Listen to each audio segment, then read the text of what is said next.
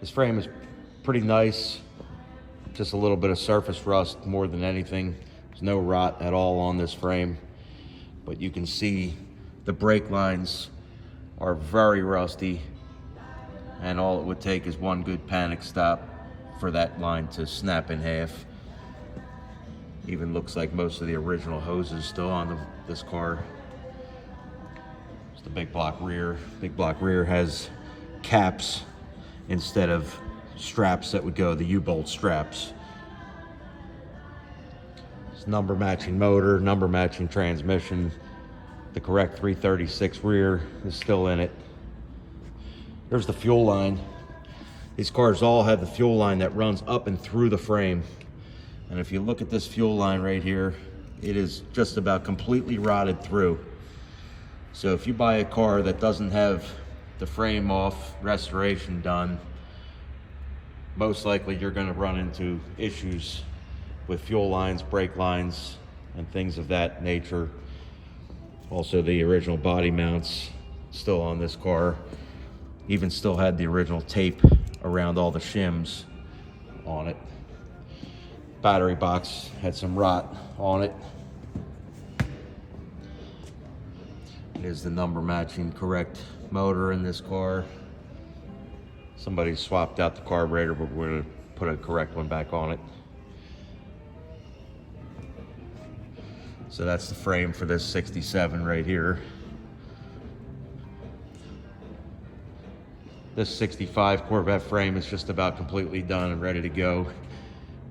We sandblast them, powder coat them, put everything brand new on these frames. All new bushings, ball joints, suspension, repaint the springs unless they need to be replaced. All the correct markings back on the frame and the paint markings on everything.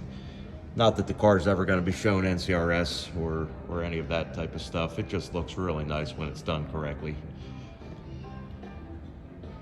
We have up on the lift here, we have a 63 frame that we just did for a split window. That's going to be going back together shortly also. This frame and also that one over there.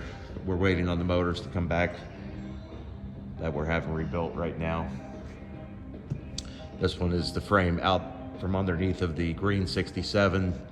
Somebody had already done a restoration on it, but we're swapping the transmission over and doing body and paint on the car, so I didn't want to get overspray and everything all over the car when we're going to paint it. Your typical Corvette probably looks like this underneath. It's just all nasty and rusty and oil leaking everywhere, power steering fluid leaking everywhere. Bushings completely gone in the A-arms. Lots of issues. This fuel line was obviously rotted out or busted, whatever happened to it. So somebody just strung a piece of rubber hose that's leaking all over the place.